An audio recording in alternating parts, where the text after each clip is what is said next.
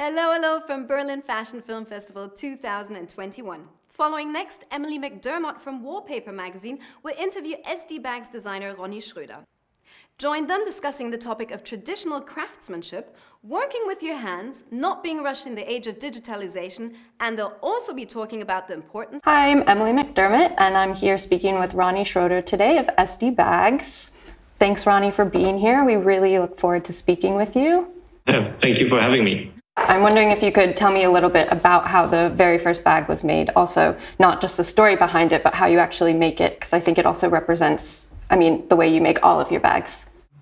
Yeah, it was funny actually, because as soon as I started to craft with leather and explore some techniques and all that kind of stuff, my mother-in-law and my mother invested in a sewing machine and bought me that, like a bigger one, which is still staying behind me.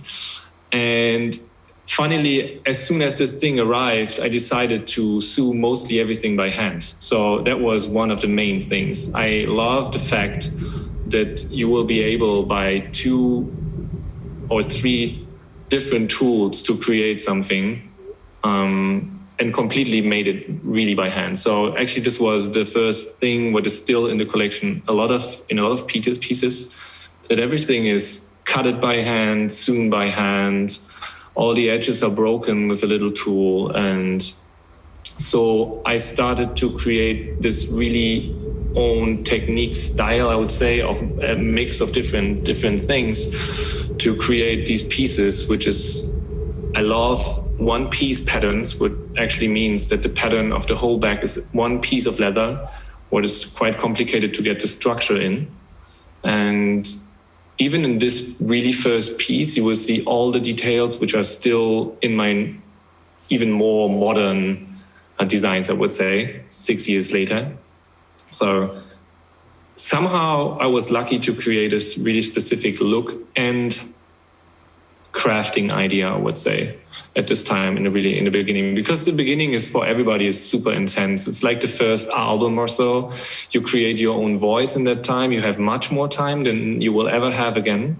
So you can concentrate on that. And actually everything I learned in 20 years was going into that piece, my whole lifetime. And so this will always be something really special. The first 10 pieces, I would say, which are still in the collection. All of them. How did you come to leather as a material? What made you decide that you wanted to work with leather specifically? Actually, because I'm kind of nerd. So I was, with 18, 19, I was addicted to a specific knife, actually, which is a Scandinavian super traditional piece, which was made like in the last 400 years in the same way, blah, blah, blah, blah. And I needed to actually make the shelves for these knives, because I was building knives back then. So it was like, but forgot about that. And so I needed to create these shelves. And these things already teach me a lot of the techniques I use today, like molding, burning, and all kind of stuff you can actually try out or make it for the perfect fit. I actually wanted to ask you about the techniques you use, because you've spoken a lot about how craftsmanship and traditions are super important to the way you work. So I was wondering if you could talk a little bit about some of the traditions from all over the world that you incorporate into your practice. Yeah, this actually really belongs to the whole story of the brand, because I teach everything by myself. I read like all kind of books and talked also to some schools here in Germany who was actually teaching leather crafting. But what I realized was that everybody straightly goes into one direction, and they always try to tell you this is the right thing.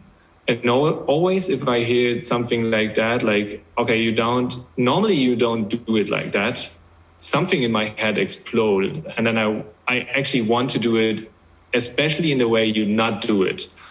And so I come up with the idea of finding out from all the countries in the world how they create pieces out of leather. So I bought books from Japan, from France, and I can't read Japanese, I can't read French actually. But I have all the pictures and you can see the tools they use. And I was able to adopt a lot of these techniques and the style of how they do it, from England, French, Italian, Japanese, German has an old tradition in doing things, and then find out what's the thing what makes the most sense to me, and then try to implement it in my work and in my workshop, of course, because the tools, then you see a tool what is only in Japan exists, and then I needed to find out where can I buy this old tool from Japan to work with that, for example. And it's like, then you will find it somewhere and then try it and then compare it to other tools. That's a lot what I do a lot. So I have this one specific knife and then I use another one just to see if it's working that good like the other one. So like you would try to find a knife from Japan and then compare it to a German knife. Yeah. That's actually, I brought it here. This is, for example, because I kind of like the fact of this. These are like an old handmade Japanese knife, and it's actually one of the knives I use the most because I love them. What would you say your most important tools are? I would say actually it's a knife and my camera, because these are the most important things I needed for especially this kind of idea of the brand, because we are on social media all the time and I needed to cut the leather. So these are the most important tools for me. Can you elaborate on the importance of the camera? I think that's quite interesting because even 5 years ago, one of your fashion films won the cinematography award here. And yeah, you do continue to release videos. So what is the significance of your camera and videos to you? Okay, yeah, luckily I'm kind of geek what's about cameras. So I do photography as long as I could think. And so I was luckily able to mostly do everything by my own for the company, what gave me the opportunity to start quite early on Instagram with high quality pictures, what brought me directly to another point with the brand. Because the people expect that if the quality is that good of the pictures, that the brand must be much bigger than it is. So this was actually also a trust point, what I learned in the past. So I got some of my, even of my retail clients, because they can't believe that this brand is just a few weeks old, just because I was able to take the pictures and not have to hire someone who's doing that for me. After the photography worked quite good for us, I saw that I've seen that the most important thing on social media would be video. And video is a completely different thing. Well, that was what I learned, because pictures are like, you can just put my piece somewhere, have a great light and then click. And the video is so different. So it actually took me 2 years to learn how to even better hold the camera to make better movies and better pictures. And now I would say it's a 50-50 thing that I love to create the videos of the work we did, but also on the technical side, because we are here in the BFFF, it took me a while because I needed to buy a lot more stuff and to be able to create something. And on the other hand, I had some good friends who were really creative and good camera people, actually. And that's how we come up to the movie we put in, I think 5 years ago. We actually won with that. So that was beautiful experience with the video for SD. Beyond the technical aspects of filmmaking, where do you see it? Do you draw inspiration also from filmmaking? How do you think it adds to the story of SD also? Yeah, besides the technical side of filmmaking, actually storytelling is one of the things I really like the most. So it's on the marketing side, one of the things I read the most books of. And I always try to help the people understand what is SD and how is their piece made. So because I think today, this is one of the most important things, that there is a transparency between where do I spend my money and what did I receive.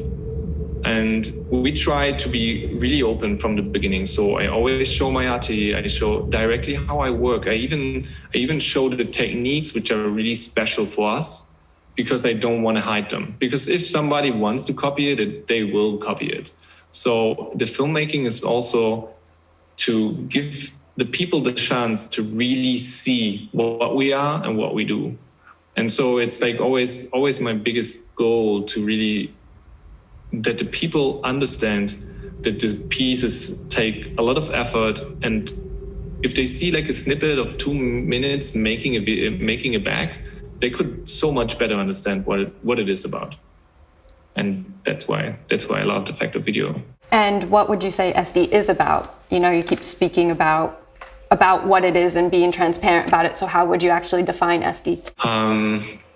I would say it's a mix between a super minimal construction and all the experience from the past, but in a new shape. You know, it's like in a bit new shape. It's like the techniques from 1900, but adopted to pieces which fits in our time. So it's really nostalgia, it's romantic, but on the other hand, it's strong, stiff. Stiff is a good word because our leathers are so different than the other ones you can find in the market. And you actually need not only to buy the piece, you also need to live it in. And that's something different. It's something what you like if you see a vintage piece on the flea market, because the touch and the patina is something what reminds you an era, and you like the fact of this. But our pieces even want that you give this especially transcendence feeling to the piece itself.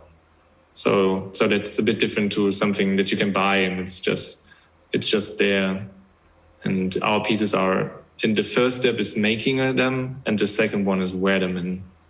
And in wearing them, they kind of gain a new life in a way, and then they become part of the owner's life. The world we're living in right now is much different than it was at this time last year. And I'm curious to hear how you have adopted your practice in the last year and what you've done differently. Yeah, a lot of things changed for everyone. Huh? And in March, as we realized what's happening, I only gave myself like 2 days of falling into a hole. And then my best friend said to me, and that's the best part actually of the whole year 2020, Ronny, now you have the chance to break all the rules and break out and start from new. And that's what we did. So even on all the bad sides which happening to us, we are able to start working more directly with our customers, what even fits better to the brand. And we concentrated even more on social media than before. So I think we posted like 30 or 40% more even than in the years before, and created more visual stuff. And the biggest thing which changed for me personally was to go more live. So that's another kind of video, which is really, really not my comfort zone. But this gives me also an opportunity to reach the people all over the world in a new way. And beforehand, we rely on the retail market, and so now we needed to concentrate, as every brand, I would say, on our own platforms and on own social medias and websites, and this changed a lot. So we implemented a lot of different things. Again, back to video, I implemented this 360-degree videos for my pieces, and again, I needed to learn it by myself because that's how I usually do it. So that's what's interesting. And I come up with the idea that we bring out every week a new bag. So there was this idea I liked so much. And we tried to do it for some months. And I would say this helped us a lot. And what are your plans going forward now? Yeah, for now, it's like everybody is waiting for the situation as everything's getting better. So I don't want to rely on that. So I keep bringing SD in the direction we needed to start in 2020. So we will go even more personally. I will give the people the chance to book appointments to talk to me directly about their pieces, and even to create maybe one in a month, like a really personal project. So besides of having the collection, I would love to start building pieces directly with the customer together, which is the ultimate one-of-a-kind piece. And that's something what I really like. It takes a lot of time and it's super expensive, but it's beautiful to do. So, and I got the questions in the last years, but I was never able to do it because I needed to concentrate on Paris as well. So this will be the new thing for me in 2021. Thanks so much, Ronny, for taking the time to speak. We really appreciate it. And thank you for listening. Enjoy the rest of the program.